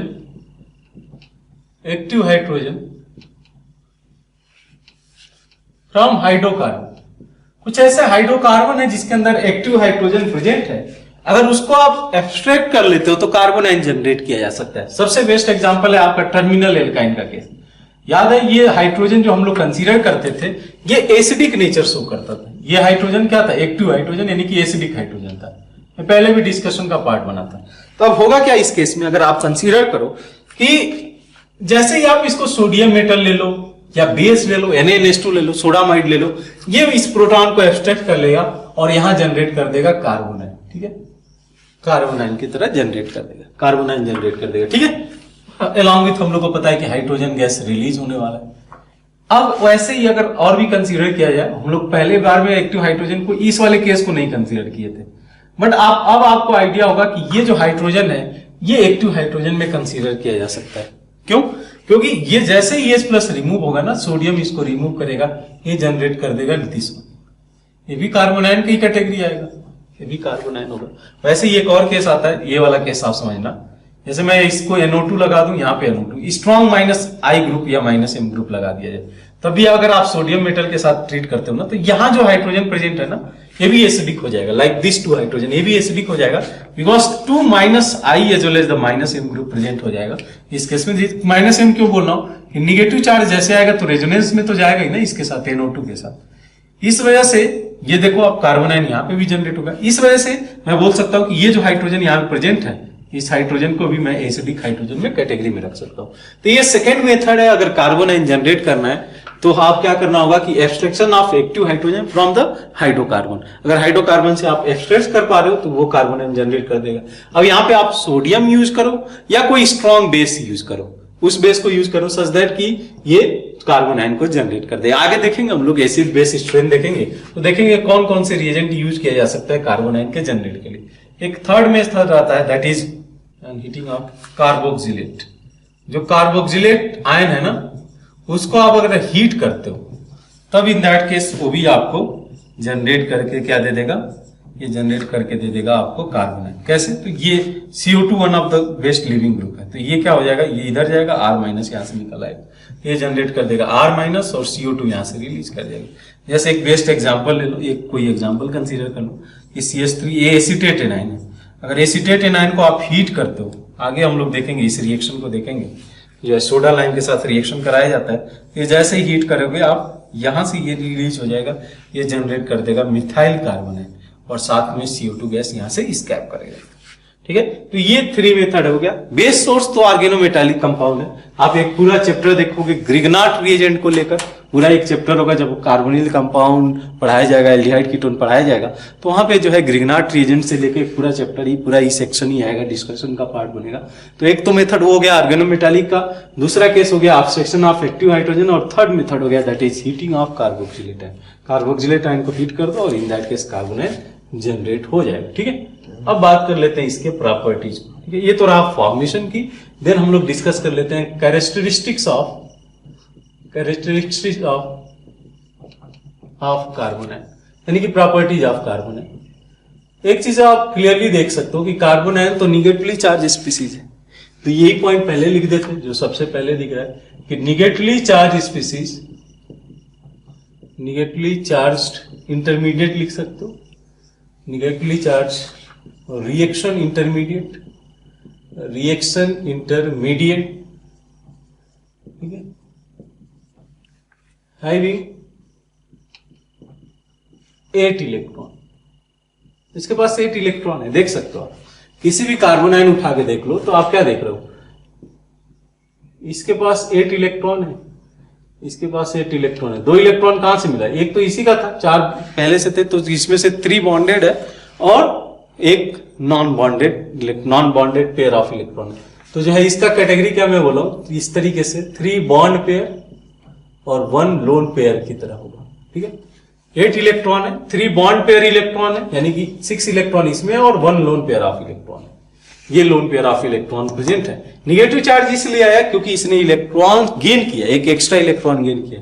जैसे कार्बन 4 बॉन्ड बनाता, अभी इसके पास क्या है कि 4 इलेक्ट्रॉन होता वैलेंस में, जो है इसमें से 3 ने बॉन्ड बनाया हुआ है, 1 इलेक्ट्रॉन पहले से था और 1 इलेक्ट्रॉन इसने गेन कर लिया, तो टोटल इस केस में 3 बॉन्ड पेयर और 1 लोन पेयर हो जाएगा। ये आपका 8 इलेक्ट्रॉन सिस्टम है, यानी कि ऑक्टेट कंप्लीट। ठीक है, हम लोगों ने देखा 6 electron system carbocation, then move किया 7 electron system that is carbon free radical, और ये अब हमारा आ गया 8 electron system that is carbon है। ठीक है, ये तीसरा रिएक्शन इंटरमीडिएट है। तीनों बहुत ज्यादा इंपॉर्टेंस रखते हैं, carbocation, carbon free radical and carbon है। ठीक है, और पॉइंट इसमें मेंशन किया जाए। ठीक है, सेकंड पॉइंट मेंशन करना कि देख सकते हो आप, इस पे जो है एक लोन पेयर ऑफ इलेक्ट्रॉन है, ये लिखा जा सकता है इलेक्ट्रॉन रिच स्पीसीज। इसके पास इलेक्ट्रॉन है, उसको इलेक्ट्रॉन रिच ही बोला जाएगा, electron rich species and can donate a pair of electron, तो कोई स्पीसीज अगर पेयर ऑफ इलेक्ट्रॉन डोनेट करता है उसको हम लोग क्या बोलते हैं, that will be considered as the Lewis acid. तो can donate a pair of electron, so ये लिखा जा सकता है, so it act as a Lewis acid और न्यूक्लियोफाइल। ये शायद अभी आपको टर्म्स नया लगेगा, what is basically nucleophile? Nucleophile होता है न्यूक्लियस लविंग, वो स्पीसीज जो न्यूक्लियस के क्लोज जाना चाहे, मतलब पॉजिटिवली चार्ज के साथ जाना चाहे। तो इसके पास इलेक्ट्रॉन रिच स्पीसीज है, वो इस स्पीसीज पे या उस सेंटर पे जाके अटैक करना चाहेगा जहां पे पॉजिटिवली चार्ज स्पीसीज आ रहा है। तो अभी न्यूक्लियोफाइल आएगा रिएक्शन मैकेनिज्म में, जब हम लोग जो है डिस्कशन करेंगे तो वो इसी से स्टार्ट करेंगे, इलेक्ट्रोफाइल और न्यूक्लियोफाइल से। कार्बोकैटायन क्या था? इलेक्ट्रोफाइल, और कार्बोनाइन क्या है? न्यूक्लियोफाइल। ठीक है, ये बात तो समझ में आप रखना। क्या है कि एक के केस में इलेक्ट्रॉन डेंसिटी ज्यादा है, एक के केस में इलेक्ट्रॉन कम है। तो जिसमें इलेक्ट्रॉन ज्यादा है, नॉन बॉन्डेड इलेक्ट्रॉन है, तो ये चाहेगा कि इलेक्ट्रॉन कोई इसका ले जाए। ठीक है, इलेक्ट्रॉन एक के केस में बेचारा विदाउट इलेक्ट्रॉन परेशान है और एक इलेक्ट्रॉन के साथ परेशान है, दोनों में परेशानी है। ठीक है, तो ये कहानी इसके साथ जुड़ी हुई है। तो ये चाहेगा कि किसी को इलेक्ट्रॉन डोनेट करे, can donate a pair of electron, और किसको डोनेट करेगा? इलेक्ट्रोफाइल को। तो कहानी यही होती है कि न्यूक्लियोफाइल, पूरे ऑर्गेनिक केमिस्ट्री में, कि न्यूक्लियोफाइल को इलेक्ट्रोफाइल की तलाश होती है और इलेक्ट्रोफाइल को न्यूक्लियोफाइल की तलाश होती है, और जैसे ही तलाश खत्म होती है रिएक्शन हो जाता है। ठीक है, थर्ड पॉइंट की बात कर लेते हैं, that is hybridization. That is hybridization. आगे बात करेंगे, केमिस्ट्री वही है, सिंपल सा केस है, आप इसको कैसे कोरिलेट कर पा रहे हो, दैट इज मोर इंपॉर्टेंट। कैसे आप चीजों को समझ पा रहे हो। देखो, अगर कोरिलेशन आपके दिमाग में आ गया तो फिर आपको लॉन्ग टर्म के लिए चीजें ध्यान में रहेंगी, याद भी रहेंगी और समझते भी रहोगे। तो उसको वैसे ही कोरिलेट करो ना, वैसे ही कोरिलेट करो। आप फील करो कि ये जो है कुछ एटम्स हैं, इस तरीके से चीजें बिहेव कर रहे हैं और उनके बिहेवियर को समझना पड़ेगा। हाइब्रिडाइजेशन और शेप, ज्यादा हम लोग डेविएट नहीं होंगे।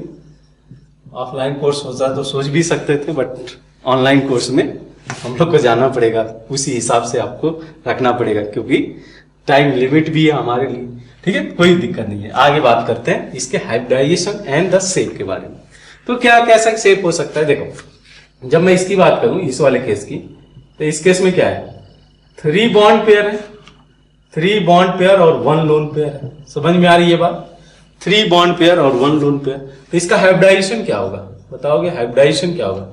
sp3 होगा। अरे 3 बॉन्ड पेयर और 1 लोन पेयर के साथ sp3 होगा। शेप कैसा ले जाएगा? शेप इसका पिरामिडल हो जाएगा, जैसे अमोनिया का आपने देखा होगा, वैसा ही इसका भी केस हो जाएगा। इस पे निगेटिव चार्ज आप दिखाना चाहो तो दिखा दो। ठीक है, तो इसका शेप कैसा होगा? ये पिरामिडल शेप होगा, पिरामिडल। ठीक है, पिरामिडल शेप ये रखेगा। उसके अलावा मान लो ऐसा केस आ जाए, ये वाला समझना, CH-। इस वाले केस में क्या है? एक हाइड्रोजन के साथ बॉन्ड और इसमें एक बॉन्ड है, तो 2 bond pair, sigma bond pair मैं काउंट कर रहा हूं। वैसे तो 3 बॉन्ड पेयर सब में होंगे, लेकिन एक पाई बॉन्ड में आ गया, इसलिए मैं 2 बॉन्ड सिग्मा बॉन्ड पेयर में लिख रहा हूं। Sigma bond pair plus lone pair, ये मैं देख रहा हूं। तो 2 बॉन्ड पेयर और 1 लोन पेयर के साथ में इसका हाइब्रिडाइजेशन क्या हो जाएगा? sp2। और इसका शेप कैसा होगा? अब तो आप तो हाइब्रिडाइजेशन आ गया होगा कि अभी भी नहीं आया? अब तो समझ में आ गई होगी चीजें।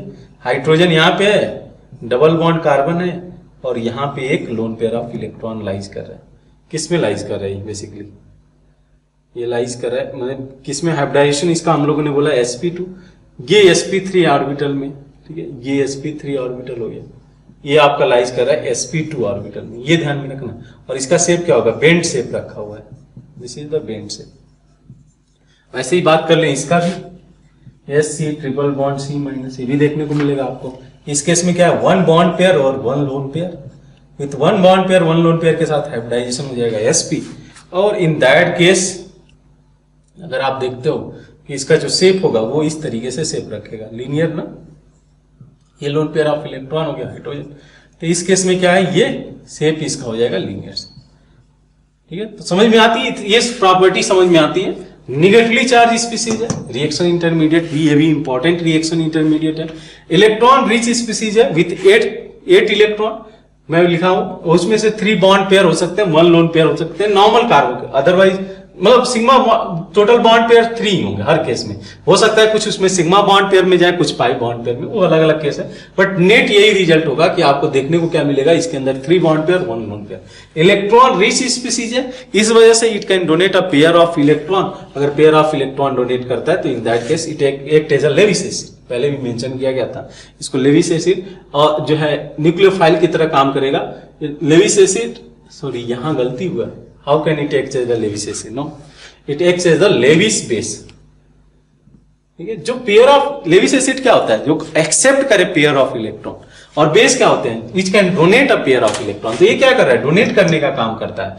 तो ये लेविस बेस हो गया, ठीक है। हाइब्रिडाइजेशन की बात करें तो ये 3 तरीके से हो सकता है। ये हो सकता है sp3 हाइब्रिडाइज हो, तो in that case pyramidal shape लिया रहेगा। sp2 हाइब्रिडाइज है तो बेंड शेप लिया हुआ है, और sp हाइब्रिडाइज है तो लीनियर शेप लिया हुआ है। तो ये केसेज है प्रॉपर्टीज की। अब हम लोग डिस्कशन करते हैं इसके जो सेंट्रल पार्ट है, that is the stability of carbon ion, उसको हम लोग डिस्कशन में रखते हैं। पहले देख लेंगे कौन कौन से फैक्टर अफेक्ट करेंगे स्टेबिलिटी ऑफ कार्बन आयन के, देन हम लोग उस पर प्रॉब्लम प्रैक्टिस करेंगे। तो फर्स्ट नोट डाउन, जो भी चीजें इसमें इंपॉर्टेंट है आप उसको नोट डाउन कर लो, अपने तरीके से उसमें नोट्स बनाओ, क्या पॉइंट मेंशन किया जा रहा है किस तरीके से, वो चीजें आप मेंशन कर दो, ठीक है। तो आगे हम लोग बढ़ेंगे स्टेबिलिटी ऑफ कार्बन आयन पर। नेक्स्ट पॉइंट देख लो आप, that is stability of carbon ion. क्या है इसमें कि कार्बन आयन का स्टेबिलिटी किस तरीके से डिसाइड किया जाएगा। पहले ये फैक्टर लिख लेते हैं, फिर हम लोग उस पर प्रॉब्लम प्रैक्टिस कर लेंगे, ठीक है। सफिशिएंट प्रॉब्लम कर लेंगे हम लोग। तो यहाँ पे जो है आप लिखो क्या है स्टेबिलिटी ऑफ कार्बन आयन के केस में। देखो चार्ज, मैंने पहले भी बोला था कि stability is inversely proportional to charge. Stability is inversely proportional to charge. जिस पे चार्ज ज्यादा होगा उसकी स्टेबिलिटी कम होगी। अब इस चार्ज को या तो डीलोकलाइज कर दो या डिस्पर्स कर दो मॉलिक्यूल पे, यही तो बात हो सकती है। तो जो है मैंने पहले भी बोला था, bye delocalisation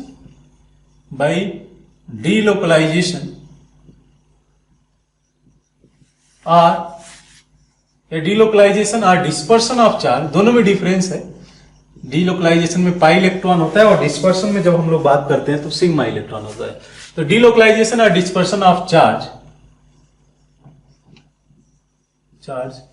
stabilise carbon ion, ये कार्बन आयन को स्टेबलाइज करेंगे, ठीक है।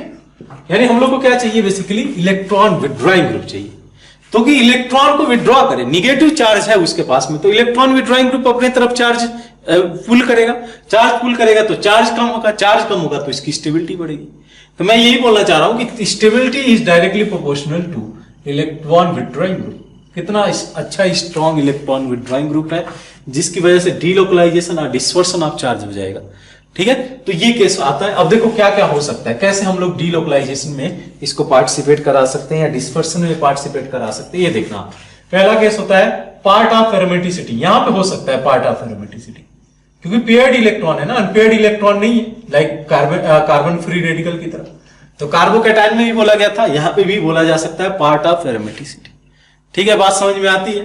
तो पार्ट ऑफ एरोमेटिसिटी, जैसे एक एग्जांपल ले ही दो, कोई दिक्कत नहीं। पार्ट ऑफ एरोमेटिसिटी में जैसे ये केस कंसीडर करना, ठीक है। आप ये एग्जांपल ले लो, अगर ये निगेटिव चार्ज है तो क्या होगा, ये स्टेबलाइज किया जाएगा थ्रू पार्ट ऑफ एरोमेटिसिटी। हम लोग को पता है इसमें साइक्लिक कॉन्जुगेशन होगा, और because of the cyclic conjugation इसको अच्छा खासा स्टेबलाइजेशन मिलेगा। तो ये सिस्टम हाईली स्टेबल होगा। इस तरीके का कार्बन आयन हाईली स्टेबल होता है। देन बात करते हैं second point, that is resonance और मेसोमेरिक इफेक्ट। रेजोनेंस और मेसोमेरिक इफेक्ट। अब इस केस में क्या है, इस केस में क्या देखने को मिलता है मेसोमेरिक इफेक्ट में, तो ये होता है कि माइनस आई ग्रुप, सॉरी हम लोग मेसोमेरिक इफेक्ट बोल रहे हैं ना, तो माइनस एम इफेक्ट से क्या होगा, वो डिक्रीज करेगा। माइनस एम इफेक्ट क्या करेगा, माइनस एम ग्रुप अपने तरफ इलेक्ट्रॉन को विड्रॉ करता है। पहले भी हम लोग बोल सकते हैं इलेक्ट्रॉन विड्रॉइंग ग्रुप है, तो क्या करेगा, डिक्रीजेस चार्ज, डिक्रीजेस, या ऐसे लिख सकते हो disperse the charge, decreases charge, that implies increases stability. इससे क्या होगा, स्टेबिलिटी इंक्रीज होगा। यानी कि अगर माइनस एम ग्रुप है और जितना स्ट्रांग माइनस एम ग्रुप है उतना ज्यादा उसकी स्टेबिलिटी होगी। वैसे ही मैं बात करूं प्लस एम इफेक्ट की, तो ये क्या करेगा, plus M effect electron releasing group होते हैं, तो increases the charge density, increases charge density, charge density को इंक्रीज करेगा, and decreases the stability, and decreases the stability, decrease करेगा स्टेबिलिटी को। सही है। तो ये समझ में आता है माइनस एम इफेक्ट, अगर माइनस एम ग्रुप है तो जो है इलेक्ट्रॉन को अपने तरफ विड्रॉ करेगा, डिक्रीज करेगा चार्ज को और स्टेबिलिटी को इंक्रीज करेगा। Just reverse of carbon carbocation, just reverse of carbon carbocation, जहां पे क्या हो रहा था प्लस एम इफेक्ट इंक्रीज कर रहा था स्टेबिलिटी को, यहां पे क्या हो रहा है स्टेबिलिटी डिक्रीज हो रही है, बिकॉज ऑलरेडी इसके पास इलेक्ट्रॉन है। अगर इलेक्ट्रॉन है तो फिर इसको चाहिए ऐसा ग्रुप जो इसके इलेक्ट्रॉन को ले जा सके, ठीक है। नेक्स्ट बात करें हाइपर कॉन्जुगेशन इफेक्ट होगा क्या, नहीं होगा। एक जगह रिवर्स हाइपर कॉन्जुगेशन था बट एक ही केस था, इसलिए मैं जो है हाइपर कॉन्जुगेशन के बारे में यहां पे बात नहीं करने जा रहा हूं, ठीक है। रिवर्स हाइपर कॉन्जुगेशन याद है कौन सा सिस्टम दिखा रहा था, ये वाला सिस्टम हो, क्लोरीन क्लोरीन क्लोरीन, ऐसा कुछ केस हो, तब ये रिवर्स हाइपर कॉन्जुगेशन इफेक्ट दिखा सकता है। ऐसा कुछ केस था नहीं ना, ऐसा केस नहीं था, ये कुछ इस तरीके से था CH2-, तब हम लोग रिवर्स हाइपर कॉन्जुगेशन देख सकते थे। बट यही एक केस है जहां पे रिवर्स हाइपर कॉन्जुगेशन का है, इसलिए बहुत ज्यादा ये इंपॉर्टेंट नहीं रखता है। हम लोग मान के चल सकते हैं कि there is no hyperconjugation effect in the carbonate. फिर उसके बाद कौन सा इफेक्ट आता है, that will be the inductive effect. क्या करेगा इस केस में, वही सेम कहानी है, इंडक्टिव इफेक्ट की भी सेम कहानी। अगर -m इफेक्ट है, सॉरी -I इफेक्ट है, -I इफेक्ट, ये क्या करेगा, डिस्पर्स करेगा चार्ज को, यानी decreases the charge on the carbon, decreases charge. और स्टेबिलिटी पे क्या इफेक्ट पड़ेगा, स्टेबिलिटी को इंक्रीज करेगा, स्टेबिलिटी इंक्रीजेस द स्टेबिलिटी। ठीक है, वैसे ही अगर मैं +I इफेक्ट की बात करूं, ये क्या करता है, +I effect increases the charge, just reverse है कार्बोकैटायन का हम लोग बात कहते हैं, और decreases the stability and decreases the stability, ये केस में क्या आता है। तो ये तो 3 मेजर पार्ट है, पार्ट ऑफ एरोमेटिसिटी हो जाए, उसी ऑर्डर में आप ध्यान में रखना, रेजोनेंस या मेसोमेरिक इफेक्ट का काम कर जाए या इंडक्टिव इफेक्ट हो जाए, तब ऐसा केस हम लोग देख सकते हैं। उसके अलावा हम लोग बोलते हैं एक और इलेक्ट्रोनिगेटिविटी का, या डायरेक्टली मैं लिखूं तो ये परसेंटेज एस कैरेक्टर का खेल है। यहाँ पे इलेक्ट्रोनिगेटिविटी बोलने का मीनिंग यही है कि परसेंटेज एस कैरेक्टर बढ़ेगा तो इलेक्ट्रोनिगेटिविटी बढ़ेगी। ठीक है, इलेक्ट्रोनिगेटिविटी इंक्रीज, मैं लिख देता हूं पूरा इसको, इलेक्ट्रोनिगेटिविटी इंक्रीज। अच्छा, इसका इफेक्ट क्या पड़ेगा इलेक्ट्रोनिगेटिविटी इंक्रीज करने का, increases, that means stability increases. इस बात को समझो, अगर इलेक्ट्रोनिगेटिव एटम है, राइट, इलेक्ट्रोनिगेटिव एटम है तो अपने ऊपर निगेटिव चार्ज को इजीली स्टेबलाइज कर पाएगा। जस्ट रिवर्स है, उल्टा है। जब हम लोग वहां पे बोले थे कार्बोकैटायन में तो बोला गया था इलेक्ट्रोपॉजिटिव एटम हो, यहाँ पे क्या बोला जा रहा है, अगर इलेक्ट्रोनिगेटिविटी ज्यादा है तो इसकी स्टेबिलिटी ज्यादा होगी। ये कैसे डिसाइड किया जा रहा है, ये डिसाइड किया जा रहा है परसेंटेज एस कैरेक्टर से, कि जिसपे परसेंटेज एस कैरेक्टर ज्यादा उसकी इलेक्ट्रोनिगेटिविटी ज्यादा होगी। ऐसा क्यों होता है, जस्ट थिंक करो, पीरियोडिक टेबल में आपने पढ़ा होगा, जो एस ऑर्बिटल होते हैं वो न्यूक्लियस के क्लोज होते हैं। अब न्यूक्लियस के ऊपर जो है प्रोटॉन की वजह से पॉजिटिव चार्ज रहता है, न्यूक्लियस के ऊपर पॉजिटिव चार्ज इसलिए रहता है क्योंकि प्रोटॉन लाइज करते हैं न्यूक्लियस के अंदर। अब एस ऑर्बिटल क्लोज है, इसकी वजह से क्या देखने को मिलता है कि जो न्यूक्लियस का इफेक्ट है ना, जो पॉजिटिव चार्ज का इफेक्ट बोलते हैं, वो एस ऑर्बिटल पे भी लाइज करता है। तो अगर मान लो कि आपके पास हाइब्रिड ऑर्बिटल है और हाइब्रिड ऑर्बिटल में परसेंटेज एस कैरेक्टर ज्यादा है, तो इन दैट केस ये मान के चल सकते हो कि उस पर न्यूक्लियस का भी इफेक्ट ज्यादा है। अगर न्यूक्लियस का इफेक्ट ज्यादा है तो मैं ये बोल सकता हूं कि इलेक्ट्रोनिगेटिविटी उसकी ज्यादा होगी। जैसे एक सिंपल सा एग्जांपल मैं आपके सामने रखता हूं, ये रहा CH3- CH2 double bond CH-, इसको तो यही हम लोग जो है सॉर्ट आउट करके चलते हैं, देन हम लोग और प्रॉब्लम करेंगे। ये वाला केस कंसीडर करो, ठीक है। ये कितना हाइब्रिडाइजेशन है, इसका कितना हाइब्रिडाइजेशन है, sp3, इसका हाइब्रिडाइजेशन sp2 और इसका हाइब्रिडाइजेशन sp, ठीक है। अब होगा क्या कि ये निगेटिव चार्ज इस पे सबसे ज्यादा स्टेबलाइज किया जाएगा। क्यों? क्योंकि इसका इलेक्ट्रोनिगेटिविटी इस कार्बन का ज्यादा है compare to this carbon, compare to this carbon. तो अगर बोलता है what will be the stability order इस केस में, तो स्टेबिलिटी का ऑर्डर सिंपल है कि ये सबसे ज्यादा देन ये देनी, और हम लोग को पता है कि stability is inversely proportional to reactivity, ये तो पता है ना, इनवर्सली प्रोपोर्शनल टू रिएक्टिविटी, यानी रिएक्टिविटी का भी ऑर्डर यहीं से मिल जा रहा है। जो सबसे ज्यादा स्टेबल है वो सबसे लिस्ट रिएक्टिव होगा, ये सबसे लिस्ट रिएक्टिव होगा, सबसे रिएक्टिव ये होगा, देन ये होगा, देन ये होगा। रिएक्टिविटी का ऑर्डर जस्ट रिवर्स हो जाएगा, ठीक है। तो ये आप नोट डाउन कर लो, स्टेबिलिटी कैसे डिसाइड किया जाएगा कार्बोनाइन के केस में, and then we will move for कुछ क्वेश्चन इस पे प्रैक्टिस करेंगे। कार्बोनाइन के केस के लिए कैसे स्टेबिलिटी डिसाइड किया जा रहा है, सफिशिएंट प्रैक्टिस करके इस पोर्शन को हम लोग वहां पे एंड करेंगे। तो इसको आप पहले नोट डाउन कर लो, फिर हम लोग मूव करते हैं कुछ प्रॉब्लम पे, सेट ऑफ प्रॉब्लम करेंगे और फिर हम लोग कंप्लीट करेंगे इसको। Please note down. इसमें आप लोग को प्रैक्टिस करना है, क्वेश्चन में वही सेम कहानी है, आपको पता करना है कि order of stability for the given carbanion, ठीक है। ऑर्डर फाइंड आउट करो, एक बार आप पॉज करके, वीडियो पॉज करके इसको प्रैक्टिस करो, सच दैट कि आप सभी इफेक्ट को एक साथ कॉन्साइज मैनर में देख पाओ, इसमें तभी बेहतर होगा। कोई गलत होगा तो फिर सीखेंगे उस चीजों को। देखिए, तो आइए देखते हैं इसको वन बाय वन। पहला केस देखो, हम लोग को पता है कि methyl as a plus I group की तरह काम करता है, आपको पता होगा, ये इंडक्टिव इफेक्ट दिखाता है। अगर हाइड्रोजन के रिस्पेक्ट में भी हम लोग कंसीडर कर रहे हैं, वैसे तो इलेक्ट्रॉन का फ्लो अदर डायरेक्शन में होना चाहिए, लेकिन हम लोग देख रहे हैं हाइड्रोजन के रिफरेंस में कि कौन सा प्लस आई ग्रुप है, कौन सा माइनस आई ग्रुप है। अब होगा क्या कि देखो, ये मिथाइल ग्रुप अगर प्लस आई ग्रुप है तो क्या करेगा, इसको डीस्टेबलाइज करेगा, इलेक्ट्रॉन डेंसिटी घटाने के बजाय बढ़ाएगा। हम लोगों ने बोला charge is inversely proportional to stability. ठीक है, तो स्टेबिलिटी का ऑर्डर जायज है। सबसे पहले देखो जस्ट रिवर्स हो गया, A greater than B greater than C greater than D, सबसे लिस्ट स्टेबल 3 हो गया। यानी कि आपका देख सकते हो कि 1 डिग्री ज्यादा स्टेबल है कंपेयर टू 2 डिग्री कार्बन है और compare to 3 degree. Just reverse हो गया ये किसका, कार्बोकैटायन का और कार्बन फ्री रेडिकल का, क्योंकि इसमें हाइपर कॉन्जुगेशन इफेक्ट तो है नहीं, कुछ ऐसा हाइपर कॉन्जुगेशन इफेक्ट, बट हाँ इसका जो प्लस का इफेक्ट है वो इसको भले डिस्टेबलाइज कर रहा है। इसकी वजह से ऑर्डर जाएगा ए बी सी डी। इसको देख लिया जाए तो हम लोग को पता है कि CHO strong minus M group है as well as the minus I, because इसके साथ ये रेजोनेंस में है। उसके बाद AB होगा minus M as well as the minus I group. तो सबसे ऊपर कौन सा जाएगा, B को फॉलो करेगा जो है, C को फॉलो करेगा। इसमें रेजोनेंस है बट उतना स्ट्रॉन्ग माइनस M ग्रुप नहीं है, इसलिए ऑर्डर जाएगा BC। इसकी बात कर लेते हैं, इसमें तो डीलोकलाइजेशन हो रहा है, डीलोकलाइजेशन चार्ज को स्टेबलाइजेशन प्रोवाइड करेगा, ये हो जाएगा। A के बाद कौन सा जाएगा, BSC। आप ये ध्यान दो कि ये sp2 हाइब्रिडाइज है और ये कार्बन sp3 हाइब्रिडाइज है, करेक्ट ना। तो as a percentage S character higher होगा तो उसकी स्टेबिलिटी भी ज्यादा होगी। इलेक्ट्रोनिगेटिविटी वाला रूल आप लगा लो, तो क्या मैं लिख सकता हूं A followed by B followed by C। सही है, करेक्ट है।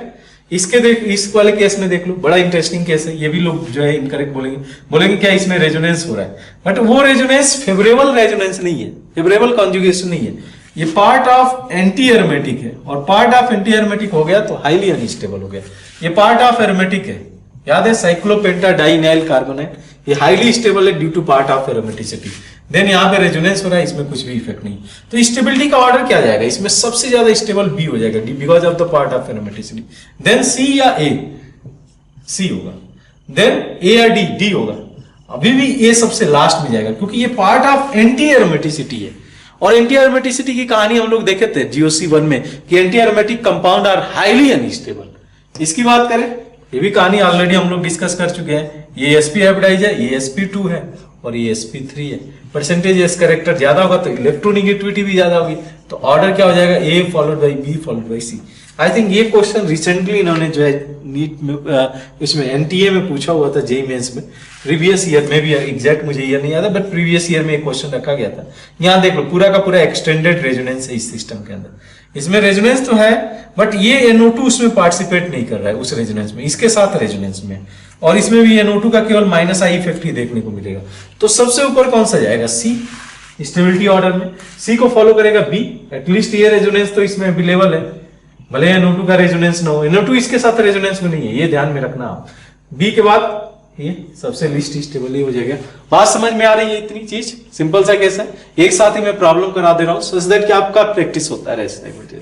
ठीक है, इसकी बात करें, इस केस में देख लो तो ये रेजोनेंस है, इसमें रेजोनेंस नहीं है, लेकिन हम लोग को पता है कि ये sp hybridise sp2 hybridise carbon है और ये sp3, तो ऑब्वियसली अपने तरफ थोड़ा बहुत तो electron compare to this one, ये रिलेटिव पॉइंट से हम लोग देख रहे हैं, रिलेटिव व्यू पॉइंट से, तो ये इसके रिस्पेक्ट में तो थोड़ा सा स्टेबलाइजेशन प्रोवाइड करेगा ही। तो नो डाउट सबसे ऊपर तो B आएगा। B को कौन सा फॉलो करेगा, C फॉलो करेगा, बिकॉज ऑफ ये sp2 हाइब्रिडाइज है और ये sp3 हाइब्रिडाइज। ठीक है, तो वो थोड़ा सा स्लाइटली मोर स्टेबलाइजेशन प्रोवाइड करेगा कंपेयर टू ये। तो B followed by C followed by E। इसकी बात कर ले, ये भी बहुत इंटरेस्टिंग केस है। लोगों को कैसे धोखा होगा, बोलेंगे कि फ्लोरीन इलेक्ट्रोनिगेटिव है क्लोरीन से, तो क्या बोल देंगे कि जो है इसको ज्यादा स्टेबल होना चाहिए कंपेयर टू दिस वन। बहुत लोगों ने किया होगा, ठीक है, बट ये साइमल्टेनियसली ये भूल जा रहे हैं कि ये रेजोनेंस में जा सकता है, p पाई d पाई रेजोनेंस, क्योंकि क्लोरीन के पास वैकेंट d ऑर्बिटल है। क्या फ्लोरीन के पास वैकेंट d ऑर्बिटल होगा, क्या नहीं है, सेकेंड पीरियड का एलिमेंट है, इसके पास कहां से वैकेंट d ऑर्बिटल आएगा। ठीक है, तो इसमें जो है देखना आप गलत किए होगे, B की स्टेबिलिटी ए से ज्यादा होगी।